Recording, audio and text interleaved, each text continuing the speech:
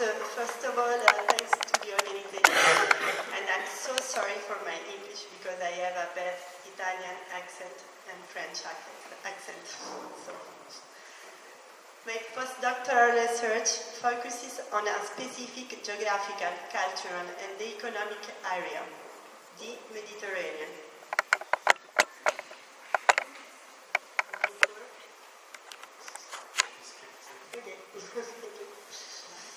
Regarding the Roman period, I would rather speak of Mare Nostrum, to remove all modern and contemporary anthropological superstructure associated with the term Mediterranean. In this research, I aim to analyze the different features that characterize the Villa Marittima in the Mare Nostrum. The work follows my PhD research centered on Opus Incertum. In this study, I show the importance of autoptic observation of structure before formulating theories. In central Italy, at the end of the Republic, Opus Incertum characterized public and private architecture. While the public has different types of monuments, private architecture is largely represented by villas. As I try to show in my PhD, private architecture express and perhaps anticipate architectural and decorative solutions that would also characterize very soon the large public building from the end of the Republic. Villa Marittima, the seaside residence of high Roman aristocracy, is the most notable case of this evolution. Indeed, Roman architecture can be seen as a non-verbal language, a visual communication belonging to a well-defined cultural system. Here, the architecture of the Villa Marittima is an element of a complex language addressed to the same society that created this language.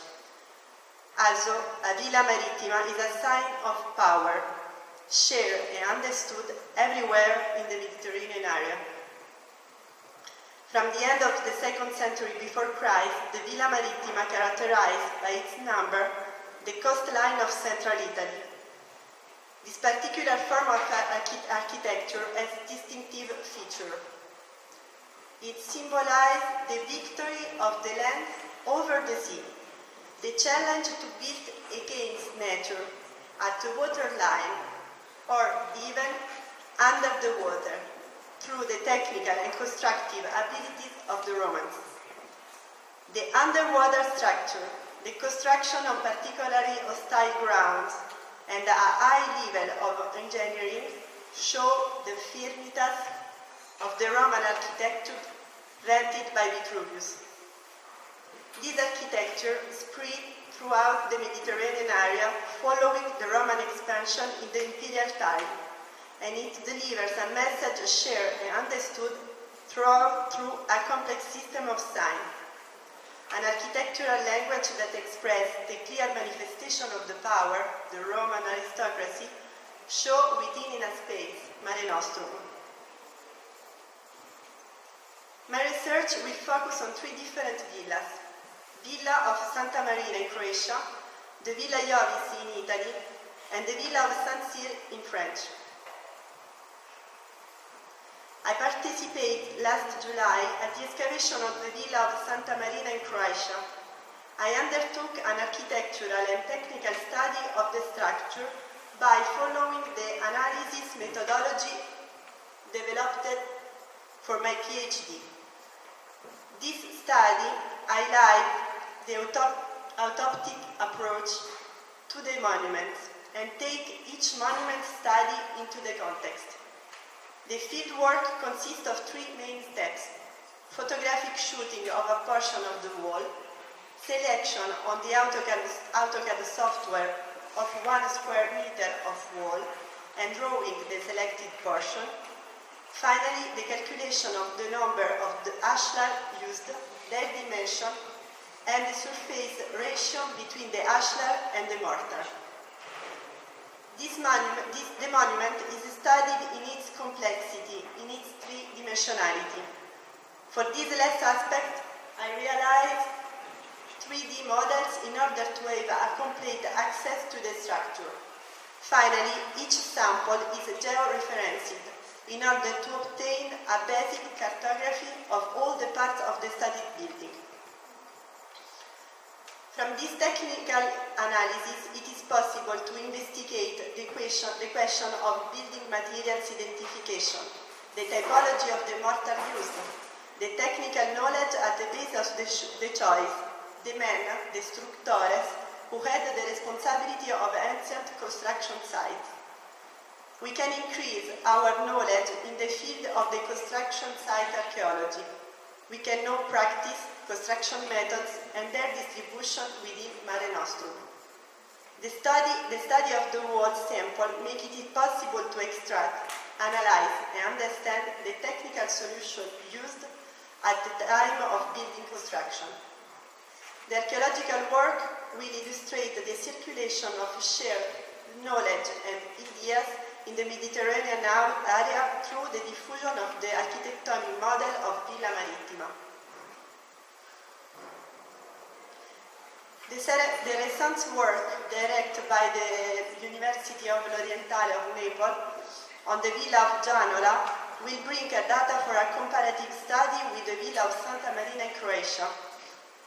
The results will make it possible to start the research on the Villa Marittima of Saint-Cyr-sur-Mer. The site has never been the subject of stratigraphic excavation and represents one of the best preserved Villa Marittima in France. From this site, I would like to observe, analyze, and study the architectural and technical solution specific to maritime architecture. For example, the portico that characterizes the facade on the sea. Is it a true portico? I think, is it rather a false portico built to avoid the problem of coastal winds and not to access space at the back? We have some villa with false portico in Pompeii, for example. In addition, I would, where is it possible, detect the presence of a small private port to understand if it was related to the commercial activities of the place or simply to pleasure, detail which provide information about the role of the villa in the territory. Special attention will be paid to the island villa. Villa Iovis in Capri, Villa on the island of Giannutri or Villa on the island of Ponza, where the problem of drinking water supply is linked to the organization of the construction site. The construction of large cisterns was necessary for the aristocratic way of life. The Villa Ioris in Capri represents a masterful example of an imperial villa built in a difficult environment. The main body is installed at the top of a hill. In the lower part, a complex system of cisterns for the storage of water is organized. The basement is built of limestone, local material, while the upper part is made of tuffo, material probably from the Neapolitan coastline. The famous Villa Ioris, much criticized in ancient sources, demonstrates how the Villa Marittima model came to place hostile for construction. This model exceeds all the limits set by nature. The comparative study between the different villas and the data resulting from the interdisciplinary approach allow us to observe the relation between natural landscape and construction through the trace of structural and architectural solution. It is interesting to observe the connection between technical and theoretical knowledge employed for maritime construction by architects, engineers, and masons. The final objective of this work will be to follow the development and the diffusion of the architectonic model of the Villa Marittima in Mare Nostrum, to try to understand a complex and articulated language shared and understood in the Roman world until the end of the 5th century AD. Beyond the first archaeological research, I would like to show in this multidisciplinary and interdisciplinary study the important political role played by this monument in a social context. The owners of this villa were linked with the central power, Rome, and they reflect this power in the new territories of the empire. The Villa Marittima represents a mark of status, a clear sign of hierarchy and social division. The Roman elite defend the architectonic model of the Villa Marittima as a symbol of the Roman identity.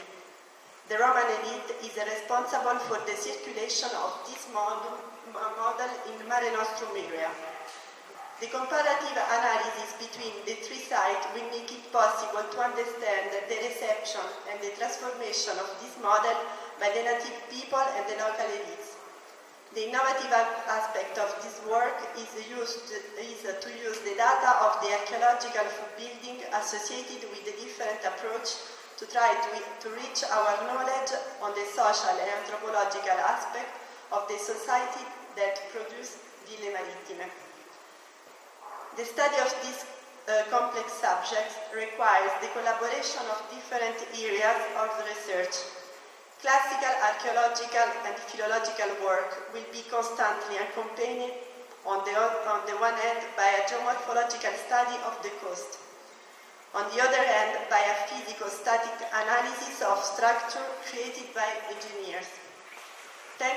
Thanks to the geomorphological study of the terrain, marshy, sandy, more or less resistant, it will be possible to analyze for each case the different type of foundation used. The help of engineer and architect in this step will be very important. In addition, the collaboration with the underwater archaeologists will provide a fundamental support for the exploration and documentation of the underwater parts of the villas. Particular attention will be paid to the subject underwater construction. The hydraulic mortar plays an important role in the formation and development of the architectonic model of Villa Marittima. This work at the crossroad of topographical, archaeological, and historical study on Roman architecture aims to elaborate a chronological synthesis of Villa Marittima architecture and their role in the Mediterranean area. So in this site, normally the interpretation and understanding of structure is not simple. For this reason, I work with association to bring the students closer to the archaeological heritage in their territory. We organize different activities such as excavation simulation, pottery studies, and archaeological drawing. Starting from our archaeological work, it is possible to create the 3D model. Normally here there is a video but doesn't work. Of structure, and we can see the reconstruction of the villa through 3D glasses.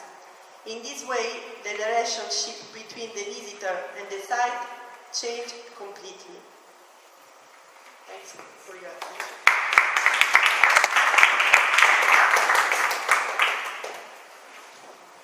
Thanks to Dr. Siusi.